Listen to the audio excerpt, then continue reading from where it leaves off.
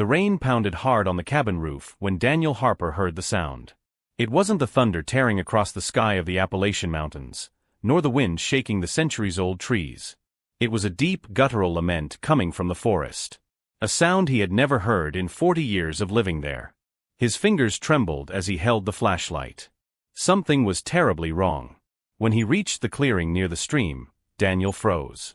Under the faint moonlight, a gigantic gorilla was holding something against her chest. Her body rocked back and forth in a hypnotic and painful motion. Her rain-soaked fur glistened under the downpour. Then Daniel saw it. In her arms, completely motionless, was a small infant. The mother's enormous hands stroked the little body with a delicacy that broke the heart. Daniel knew that gorilla.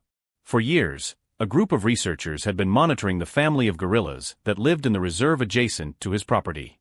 They called her Zara. She was the matriarch, the respected leader.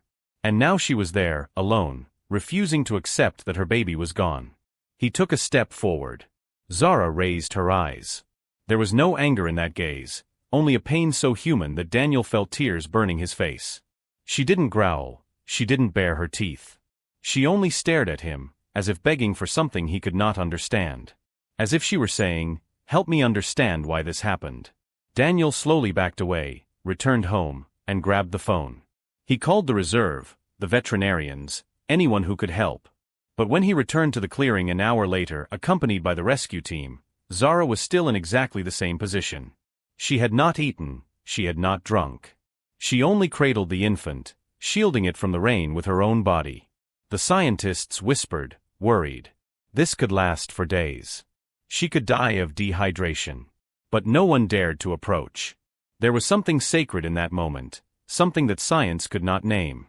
If you are enjoying this story, don't forget to subscribe to the channel and like the video.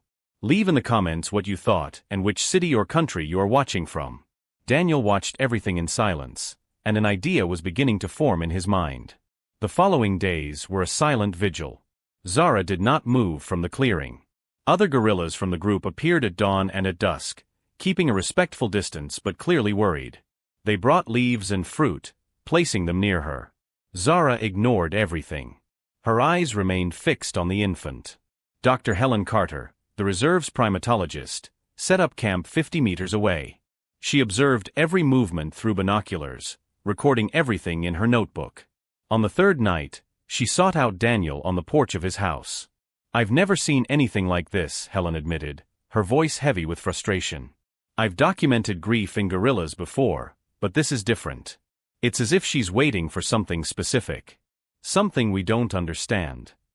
Daniel poured hot coffee and remained silent. He had grown up hearing stories from his grandfather about the ancient inhabitants of that land, about rites of passage, about how all living creatures deserved a dignified farewell. His grandmother, of Cherokee origin, always said that animals understood more than humans imagined. What if she's waiting for a funeral? Daniel said suddenly. Helen blinked, confused. "What do you mean?"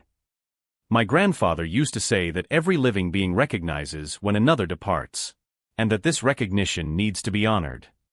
Daniel looked toward the dark forest. What if she can't let go because there was no farewell?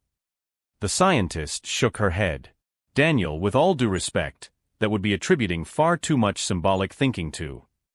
"Then explain why she's still there," he interrupted.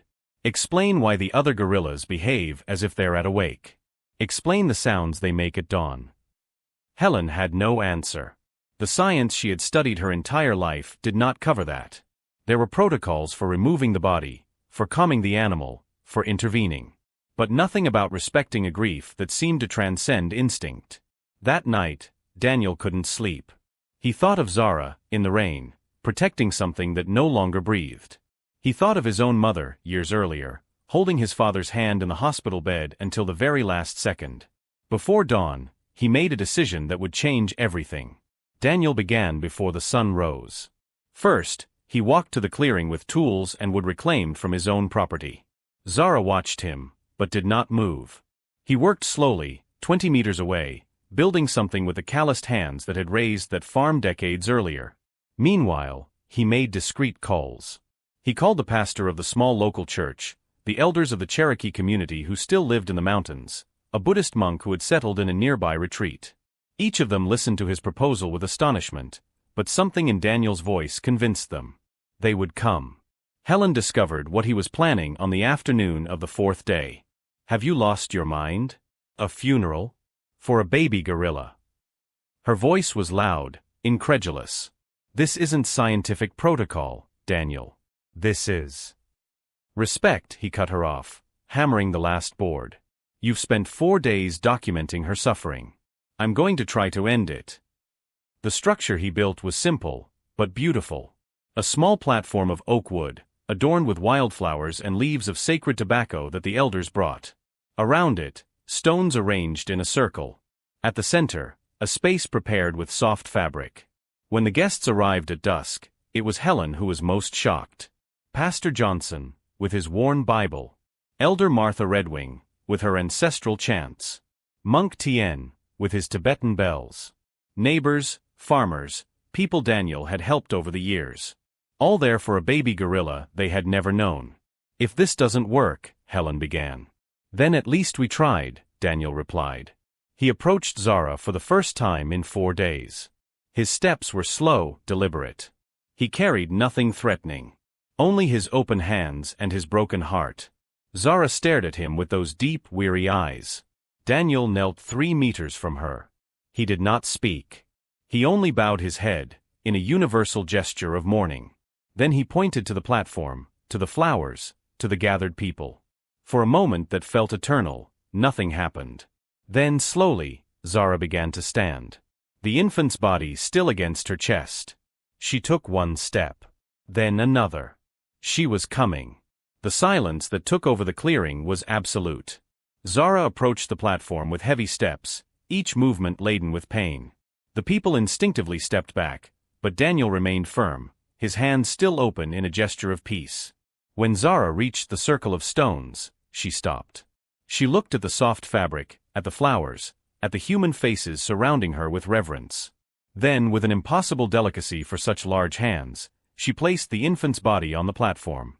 What happened next made Helen Carter drop her notebook. Zara did not move away. Instead, she began to arrange the baby's body, adjusting its little arms, smoothing its fur with her fingers. Then she picked up some of the flowers Daniel had placed there and positioned them around the infant. One by one. As if she knew exactly what it all meant. Pastor Johnson, with tears in his eyes, began to recite a prayer. Elder Martha intoned a Cherokee chant about spirits returning to the earth. Monk Tien rang his bells, the sound echoing through the mountains. And Zara remained there, taking part in everything, her deep breathing following the rhythm of the words. Then something extraordinary happened. From the forest, the other gorillas of the group emerged. They approached slowly, forming a semicircle around the platform. Each of them touched the infant with the tips of their fingers, a brief but unmistakable gesture. One by one, they paid their final respects. The silverback, the leader of the group, emitted a low, prolonged sound. The others repeated it. It was different from any vocalization Helen had recorded in 15 years of research. It was a chant. A collective lament. Daniel approached Zara again. This time, she extended her hand. Their palms touched for a second. In that contact, there was mutual understanding. Gratitude. Recognition that pain can be shared between species. When the ceremony ended, Zara finally moved away from the body. She looked back one last time, then followed the group back into the forest. Her steps were lighter. She had made her farewell. Helen fell to her knees, sobbing. Everything she had learned about the boundaries between humans and animals had been rewritten that night. In the weeks that followed, something unexpected happened. Zara returned to the clearing. Not every day, but regularly. She sat near the place where the memorial had been erected, now marked by a small stone headstone that Daniel had carved. Sometimes she brought leaves. Other times she simply stayed there, in silence. Other groups of gorillas began to appear. Groups that were not even from the same family. They approached the memorial, touched the stones, remained for a few minutes, and left. Helen documented everything, her scientific papers causing a stir in the global academic community. It challenged everything that was believed about animal symbolic consciousness. The place was transformed. Mourning people began to visit the memorial, not only to see the gorillas, but to process their own losses. Mothers who had lost children, parents who carried old pains. They sat there, watching Zara, and found comfort in knowing that grief was a universal language. Daniel never sought attention. He refused interviews, money, recognition. For him, it was never about fame. It was about doing what was right when no one else knew how. It was about listening to what the heart said when logic fell silent. Dr. Helen Carter completely changed her research approach. She began working with traditional communities, integrating ancestral wisdom with scientific method. Her pioneering work opened doors to a new way of understanding the emotional life of animals. 3 years later, Zara had another infant. This time, healthy and full of life. But she continued visiting the memorial, now bringing the new baby with her. As if she wanted to introduce him to the sibling who had departed. As if she wanted him to know he would not be forgotten. Daniel watched from his porch, now with whiter hair, but with a heart at peace. He had learned that compassion knows no boundaries, that love transcends species, and that sometimes the greatest wisdom lies in recognizing another's pain and honoring it, not in trying to eliminate it. If this story touched your heart, subscribe to the channel, leave your like, and tell us in the comments what you thought and where you are watching from. Stories like this remind us of what truly matters, our connection with all living beings.